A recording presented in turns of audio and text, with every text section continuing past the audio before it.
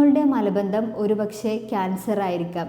പേടിപ്പിക്കാൻ വേണ്ടി പറയുന്നതല്ല, ഇതൊരു യാഥാർത്ഥ്യം തന്നെയാണ്. മലബന്ധം എന്നത് നമ്മൾ പലപ്പോഴും ഗൗരവത്തിലെടുക്കാത്ത ഒരു കാര്യമാണ് അല്ലേ? പലപ്പോഴും ഇതിന് വേണ്ട സമയത്ത് വൈദ്യസഹായം തേടാതെ ഗൗനിക്കപ്പെടാതെ പോവാറുണ്ട്. പലർക്കും പറയാൻ മടിയുള്ള ഒരു അസുഖം കൂടിയാണ് മലബന്ധം എന്നത്. എന്നാൽ യഥാർത്ഥത്തിൽ മലബന്ധം പല കാരണങ്ങൾ കൊണ്ടുണ്ടാവാം. പല രോഗങ്ങളുടെയും ലക്ഷണമായിട്ട് നമുക്ക് ഈ കോൺസ്റ്റിപ്പേഷൻ കാണപ്പെടാം. അതാണ് ഞാനൊരു ഉദാഹരണം പറഞ്ഞ ഈ ക്യാൻസർ, കോളൻ ക്യാൻസർ അല്ലെങ്കിൽ വൻകുടലിൽ ഉണ്ടാകുന്ന ക്യാൻസറിന്റെ ആദ്യ ലക്ഷണമായിട്ട് പലപ്പോഴും കോൺസ്റ്റിപ്പേഷൻ കാണിക്കപ്പെടാറുണ്ട്. അതുകൊണ്ടാണ് ഒരിക്കലും ഇത് നമ്മൾ ഗൗനിക്കപ്പെടാതെ പോകരുത് അല്ലെങ്കിൽ സമയത്തിന് വൈദ്യസഹായം തേടാതെ ഇരിക്കരുത് എന്ന് പറയുന്നത്. യഥാർത്ഥത്തിൽ എന്താണ് ഈ കോൺസ്റ്റിപ്പേഷൻ എന്ന കണ്ടീഷൻ? എപ്പോഴാണ് ഇതിനെ മലബന്ധമായിട്ട് കണക്കാക്കപ്പെടേണ്ടത് അല്ലെങ്കിൽ എപ്പോഴാണ് ഇതിന് നമ്മൾ ചികിത്സ തേടേണ്ടത്? ഇതിന്റെ കാരണങ്ങൾ എന്തൊക്കെയാണ്? നമ്മൾ പലപ്പോഴും വീട്ടിൽ തന്നെ പലതും ചെയ്താൽ മാറാവുന്ന മലബന്ധമേ നമുക്കൊക്കെ ഉണ്ടാവുള്ളൂ. എന്തൊക്കെ ടിപ്സ് ചെയ്താൽ നമുക്കിത് മാറ്റിയെടുക്കാൻ പറ്റും എന്നുള്ളത് ഞാൻ ഈ വീഡിയോയിലൂടെ നിങ്ങൾക്ക് ഷെയർ ചെയ്യാം. ഞാൻ doctor Fathima Sahala, Unani consultant, Misriya health care,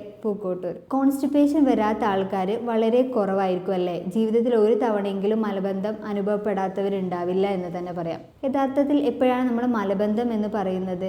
അതായത് ആഴ്ചയിൽ 3 തവണയെങ്കിലും മലം പോവാത്തൊരവസ്ഥ, അല്ലെങ്കിൽ പോകുന്നത് ഭയങ്കര ടൈറ്റായിട്ട് ഭയങ്കര ഹാർഡായിട്ട് പോവുക, നമ്മൾ ഭയങ്കര സ്ട്രെസ് എടുക്കേണ്ട ഒരു കണ്ടീഷൻ വരിക. ഇത്തരം കണ്ടീഷനിലൊക്കെ നമുക്ക് കോൺസ്റ്റിപ്പേഷനായിട്ട് പരിഗണിക്കപ്പെടും. യഥാർത്ഥത്തിൽ ഈ കോൺസ്റ്റിപ്പേഷന് പല കാരണങ്ങളുണ്ടാകും. നേരത്തെ പറഞ്ഞ പോലെ പല രോഗങ്ങളുടെ ലക്ഷണമായിട്ട് കണക്കാക്കപ്പെടാം. തൈറോയ്ഡ് രോഗമുള്ളവർ, പ്രഗ്നൻസിൻ്റെ സമയത്തൊക്കെ ഇതേപോലെ കോൺസ്റ്റിപ്പേഷൻ കാണപ്പെടാറുണ്ട്. ഇതിൻ്റെ പ്രധാന കാരണം എന്ന് പറയുന്നത് നമ്മുടെ ഭക്ഷണ രീതിയിൽ ഉണ്ടാകുന്ന മാറ്റങ്ങൾ, അതല്ലെങ്കിൽ ശരിയായ രീതിയിൽ നമ്മുടെ ജീവിതശൈലി ക്രമീകരിക്കപ്പെടാത്തതാണ് ഇതിൻ്റെ കാരണം. ഒരു പരിധി വരെ മലബന്ധം ഒഴിവാക്കാൻ അതുകൊണ്ട് നമ്മുടെ ജീവിതശൈലി റെഡിയാക്കുന്നതിലൂടെ നമുക്ക് മാറ്റിയെടുക്കാൻ പറ്റും. എന്താണ് ജീവിതശൈലിയിൽ വരുത്തേണ്ട മാറ്റങ്ങൾ അല്ലെങ്കിൽ എവിടെയാണ് നമുക്ക് പ്രശ്നം എന്ന് നോക്കാം. നമ്മൾ കഴിക്കുന്ന ആഹാരത്തിലാണ് മെയിനായിട്ട് പ്രശ്നം വരുന്നത്. അതായത് നമ്മൾ കഴിക്കുന്ന ആഹാരമാണല്ലോ അത് മലമായിട്ട് പുറത്തു വരുന്നത്. അതായത് ആഹാരത്തിലുണ്ടാകുന്ന വേസ്റ്റ് പ്രൊഡക്ട്സ് നമ്മുടെ ന്യൂട്രിയൻസിൻ്റെ അബ്സോർപ്ഷന് ശേഷം പുറന്തള്ളപ്പെടാനുണ്ടാകുന്ന ബുദ്ധിമുട്ടിനെയാണ് നമ്മൾ കോൺസ്റ്റിപ്പേഷൻ എന്ന് പറയുന്നത് അല്ലേ? നമ്മൾ കഴിക്കുന്ന ഭക്ഷണമാണ് ഇതിന് പ്രധാനമായിട്ടും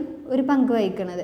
കഴിക്കുന്ന ഭക്ഷണത്തിൽ ആവശ്യത്തിന് നാരുകൾ അടങ്ങിയിട്ടില്ലെങ്കിൽ നമുക്ക് ഇത്തരത്തിൽ കോൺസ്റ്റിപ്പേഷൻ ഉണ്ടാവും. നാരുകൾ എന്ന് പറയുമ്പോൾ സോല്യൂബിൾ ഫൈബേഴ്സും ഇൻസോല്യൂബിൾ ഫൈബേഴ്സും ഉണ്ട്. അതായത് നമുക്ക് പെട്ടെന്ന് ലയിക്കുന്നതുണ്ട്, അതേപോലെ ലയിക്കാത്ത ഫൈബേഴ്സും ഉണ്ട്. ഈ രണ്ടും നമ്മുടെ ഭക്ഷണത്തിൽ ഉണ്ടാവണം. ധാരാളമായിട്ട് നമ്മൾ വെള്ളം കുടിക്കുകയും വേണം. നമ്മൾ ഭക്ഷണം കഴിക്കുന്ന സമയത്ത് നാരുകൾ അടങ്ങിയ ഭക്ഷണങ്ങൾ എന്ന് പറയുമ്പോൾ നമുക്കറിയാം പച്ചക്കറികളും പഴങ്ങളും അതേപോലെ തവിടുള്ള ധാന്യങ്ങളൊക്കെ ധാരാളമായിട്ട് ഭക്ഷണത്തിൽ ഉൾപ്പെടുത്തുക. നാരുകൾ കൂടുതൽ അടങ്ങിയ ഭക്ഷണങ്ങൾ ഏതൊക്കെയാണെന്ന് പറഞ്ഞാൽ അന്നജം അല്ലെങ്കിൽ ധാന്യങ്ങൾ എടുക്കുന്ന സമയത്ത് തവിടോട് കൂടിയുള്ള ധാന്യങ്ങൾ, അതായത് ഇപ്പം നമ്മൾ അരി ഗോതമ്പൊക്കെ എടുക്കുകയാണെങ്കിലും ഓട്സൊക്കെ ആണെങ്കിൽ അരിയൊക്കെ നമുക്ക് തവിടുള്ള അരി കിട്ടും അല്ലേ? പ്രോസസ്സ് ചെയ്യപ്പെടാത്ത ധാന്യങ്ങൾ എടുക്കാൻ എപ്പോഴും ശ്രദ്ധിക്കുക.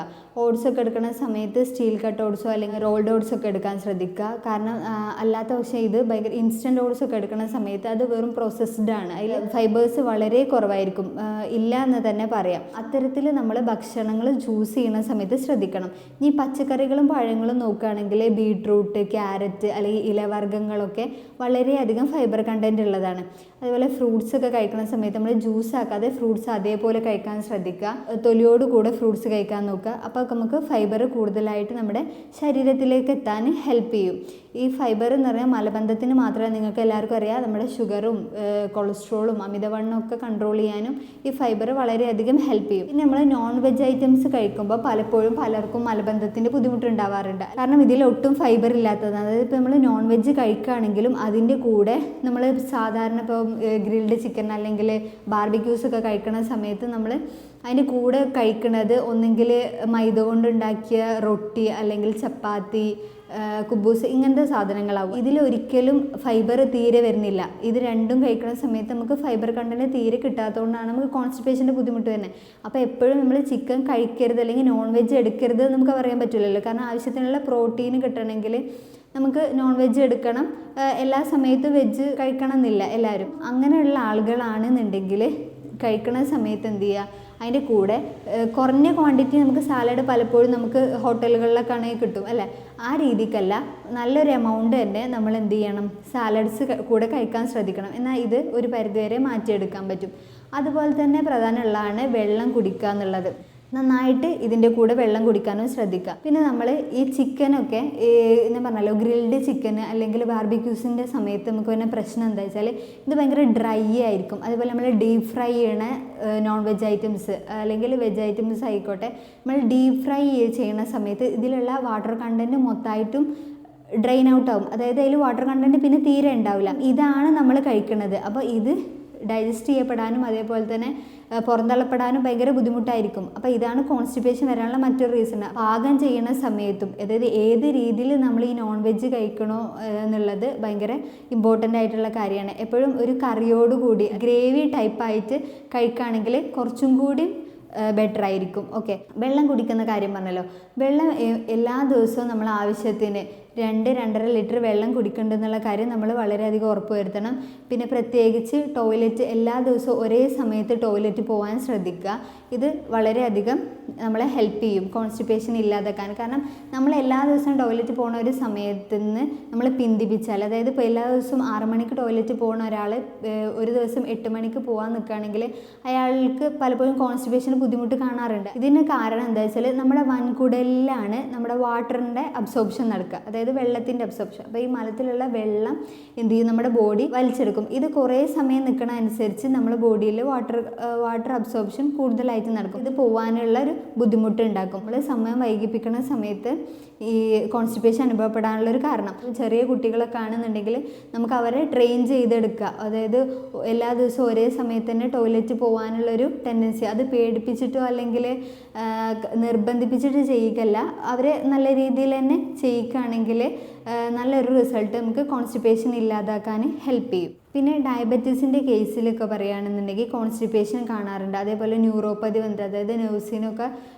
ബാധിക്കുന്ന രോഗങ്ങൾ അല്ലെങ്കിൽ ഡയബറ്റീസ് കൊണ്ട് തന്നെ നെർവ്സിനെ ബാധിച്ചാലൊക്കെ ഇത്തരം പേഷ്യൻസിൽ കോൺസ്റ്റിപ്പേഷൻ കാണാറുണ്ട്. ഇത്തരം കണ്ടീഷൻ ആണെന്നുണ്ടെങ്കിൽ അവർ ഈ ഷുഗർ കുറക്കുക അല്ലെങ്കിൽ ഷുഗറിനെ കൺട്രോൾ ചെയ്യുക എന്നുള്ളതാണ് അവിടെ ചെയ്യാനുള്ളത്. വ്യായാമം ചെയ്യുക എന്നുള്ളത് ഈ കോൺസ്റ്റിപ്പേഷൻ മാറ്റിയെടുക്കാനുള്ള ഒരു നല്ല വഴിയാണ്. വ്യായാമം ചെയ്യുന്നതോടെ നമ്മുടെ ബോഡീനെ മസിൽസ് ഒക്കെ ഒന്ന് റിലാക്സ് ചെയ്യിക്കാൻ പറ്റും. അതോടെ നമുക്ക് കോൺസ്റ്റിപ്പേഷൻ്റെ ബുദ്ധിമുട്ട് വളരെയധികം കുറക്കാൻ പറ്റും. അപ്പോൾ എല്ലാ ദിവസവും നേരത്തെ എണീറ്റ് ഒരു 20 മിനിറ്റെങ്കിലും നമ്മുടെ ബോഡി ഒന്ന് ആക്റ്റീവായിട്ടുള്ള വ്യായാമങ്ങൾ ചെയ്യാൻ എപ്പോഴും ശ്രദ്ധിക്കുക. ഒരു 20 മിനിറ്റ് നടക്കാനെങ്കിലും ശ്രദ്ധിക്കുക. അതുപോലെ വൈകുന്നേരം പറ്റുകയാണെങ്കിൽ വൈകുന്നേരങ്ങളിൽ നടക്കുക. ഭക്ഷണം കഴിച്ച് ഉടനെ റെസ്റ്റിലേക്ക് പോവാതെ ഒരു 5-10 മിനിറ്റ് നടക്കാനുള്ള ഒരു ടെൻഡൻസി നമ്മളെപ്പോഴും കാണിക്കണം. ഇത് നമ്മുടെ ദഹനത്തെ മെച്ചപ്പെടുത്താനും ഇതുവഴി കോൺസ്റ്റിപ്പേഷനും അതുപോലെ ഗ്യാസിൻ്റെ ബുദ്ധിമുട്ട്, വയറുവീർക്കം, ഇത്തരം ബുദ്ധിമുട്ടുകളൊക്കെ നീക്കിയെടുക്കാനും പറ്റും. പിന്നെ വരാനുള്ളൊരു കാരണം ഇമ്മ്യൂണിറ്റി കുറവുള്ള ആളുകൾ അല്ലെങ്കിൽ രോഗപ്രതിരോധ ശേഷി കുറവുള്ള ആളുകളിൽ പലപ്പോഴും കോൺസ്റ്റിപ്പേഷൻ കാണാറുണ്ട്. ഇത്തരം കണ്ടീഷൻ കൊണ്ടാണ് വരുന്നതെന്നുണ്ടെങ്കിൽ അവർ വൈറ്റമിൻ സി റിച്ച് ആയിട്ടുള്ള ഭക്ഷണങ്ങൾ കൂടുതൽ അല്ലെങ്കിൽ ഫ്രൂട്ട്സൊക്കെ കൂടുതൽ, പുളിയുള്ള ഫ്രൂട്ട്സൊക്കെ ഉണ്ടാവില്ല, നമ്മളെ ഓറഞ്ച് അതേപോലെ തന്നെ നമ്മളെ പേരക്കയിലൊക്കെ നല്ല വൈറ്റമിൻ സി ഉണ്ട്.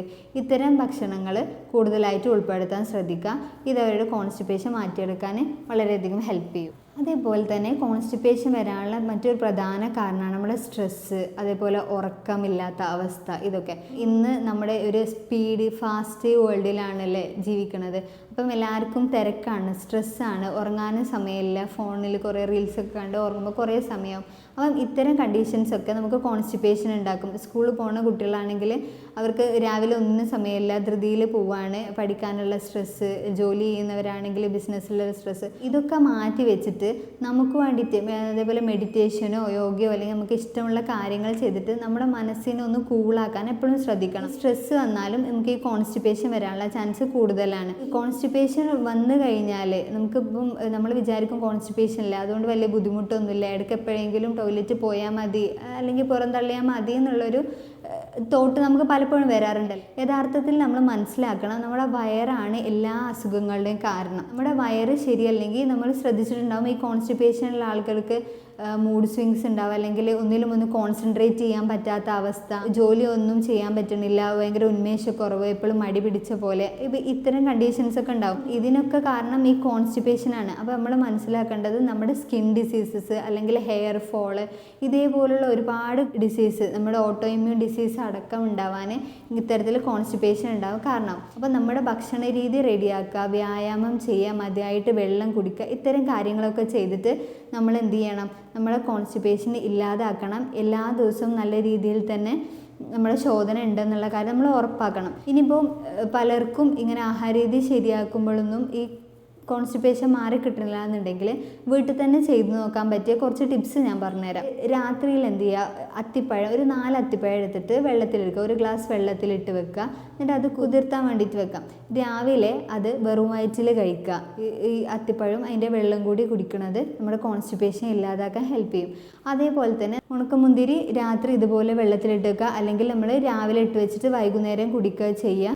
അത് വെള്ളത്തോടെ കഴിക്കുന്നത് വളരെയധികം നല്ലതാണ്. അതേപോലെ തന്നെ ഫ്ലാക്സ് സീഡ്സും ചിയാ സീഡ്സും വെള്ളത്തിൽ കുതിർത്ത് കുടിക്കുന്നതും കോൺസ്റ്റിപ്പേഷൻ ഇല്ലാതാക്കാൻ ഹെൽപ്പ് ചെയ്യും. ഇത്തരത്തിലൊക്കെ ചെയ്ത് നോക്കുക. അതുപോലെ ടോയ്ലറ്റ് പോകണ മുന്നേ ഒരു 2 ഗ്ലാസ് ചെറു ചൂടുവെള്ളം കുടിക്കുന്നത് നമ്മുടെ ശോധന എളുപ്പമാക്കും. ഇതൊന്നും ചെയ്തിട്ട് നമുക്ക് കോൺസ്റ്റിപ്പേഷൻ വിട്ടു മാറുന്നില്ല, അല്ലെങ്കിൽ സ്റ്റൂൾസ് പോകാൻ ഭയങ്കര ഹാർഡാണ് വീണ്ടും എന്നുണ്ടെങ്കിൽ എന്തായാലും ഒരു ഡോക്ടറെ കാണണം. എന്നാൽ മാത്രമേ നമുക്ക് എന്താണ് അതിൻ്റെ അണ്ടർലൈൻ കോസ് എന്നുള്ളത് കണ്ടുപിടിക്കണം. പല കാരണങ്ങൾ കൊണ്ട് കോൺസ്റ്റിപ്പേഷൻ ഉണ്ടാവാമെന്ന് ഞാൻ പറഞ്ഞല്ലോ. അപ്പോൾ അതിൻ്റെ കാരണങ്ങൾ കണ്ടുപിടിച്ചിട്ട് നമുക്ക് അതിനുള്ള ട്രീറ്റ്മെൻറ്റ് എടുത്താൽ മാത്രമേ ഈ കോൺസ്റ്റിപ്പേഷൻ പൂർണ്ണമായിട്ട് മാറ്റിയെടുക്കാൻ പറ്റുള്ളൂ. പലരിലും IBS ഉണ്ടാവുന്ന സമയത്ത് ഇത്തരത്തിൽ വയറിളക്കം ആയിട്ടും അല്ലെങ്കിൽ കോൺസ്റ്റിപ്പേഷൻ ആയിട്ടൊക്കെ കാണപ്പെടാറുണ്ട്. അങ്ങനെ കണ്ടീഷൻസ് ഒക്കെ ആണെന്നുണ്ടെങ്കിൽ അതിനുള്ള മെഡിസിൻസ് എടുക്കുക തന്നെ വേണം. എന്നാൽ മാത്രമേ നമുക്ക് കംപ്ലീറ്റ് ആയിട്ട് ക്യൂർ ചെയ്യാൻ പറ്റുള്ളൂ. നമുക്ക് നല്ല രീതിയിൽ തന്നെ ഇതിനെ ട്രീറ്റ് ചെയ്തെടുക്കാൻ വേണ്ടി പറ്റും. എന്തെങ്കിലും സംശയങ്ങളോ കാര്യങ്ങളോ ഉണ്ടെങ്കിൽ താഴെ കാണുന്ന നമ്പർ നിങ്ങൾക്ക് കോൺടാക്റ്റ് ചെയ്യാവുന്നതാണ്. Thank you.